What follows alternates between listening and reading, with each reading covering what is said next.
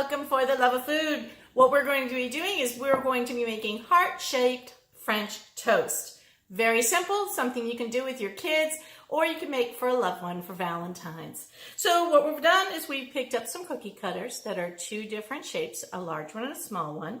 We're just going to go ahead and press that into, I used white bread, but again, you could use anything that seems to make the most sense for you. I'm going to go ahead and remove the crust and drop my little heart down. And I did this one a smaller size because I think that's just going to look more fun on the plate. If I wanted to, I could do a third size, but I think you get the point. So what we need to do next is we need to add what we're going to make our French toast with. So the first thing is we're going to take and crack an egg. And then we're going to add in some milk and a little bit of vanilla. And then we're going to go ahead and grill that. So let's go ahead and add in our other ingredients. I make my own vanilla, so it's here in this nice bottle. I put in, about a half a teaspoon. Not too much.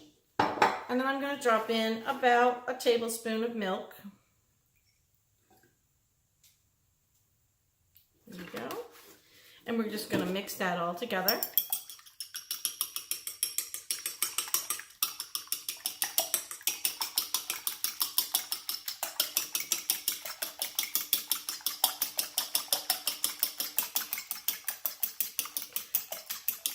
If you are somebody who likes the taste of cinnamon, or you're making these for an adult, you might want to add cinnamon in here and make it lovely.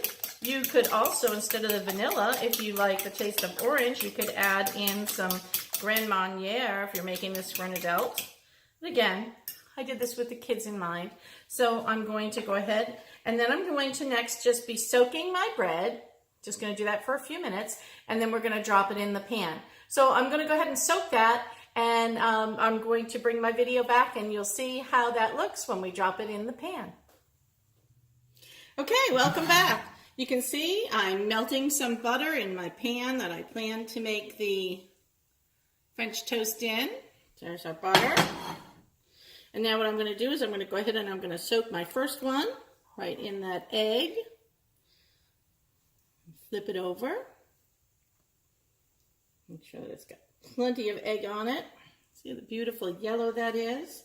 I'm going to make sure that my heat is on medium to medium high. And then I'm going to drop that first one right in the middle of that pan. And while that's going, we're just going to rinse our hands off because we are touching egg. We want to make sure that we keeping everything nice and clean. Move my egg out of the way.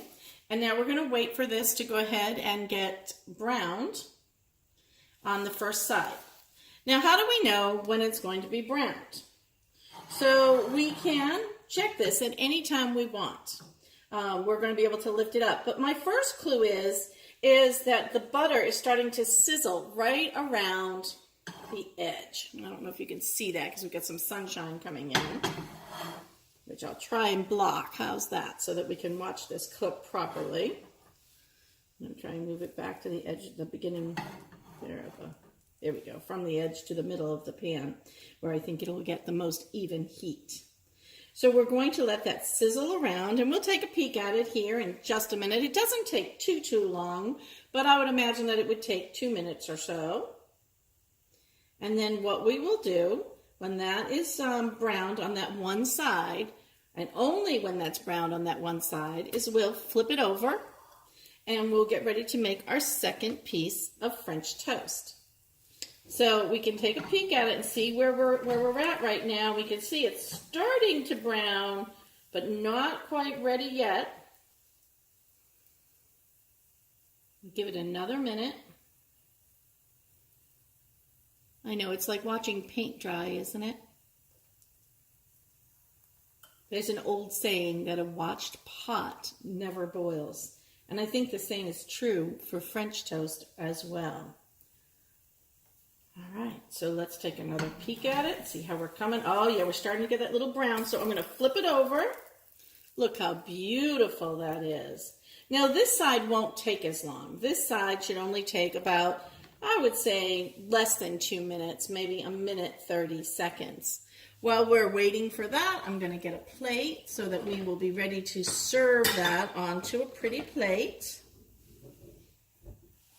And then what we can do is we can cook the other one and then just take a picture and show you how beautiful the other one looks. So I'm going to go ahead and just pop that onto a plate with a doily and get my next one set up so we can cook this next one.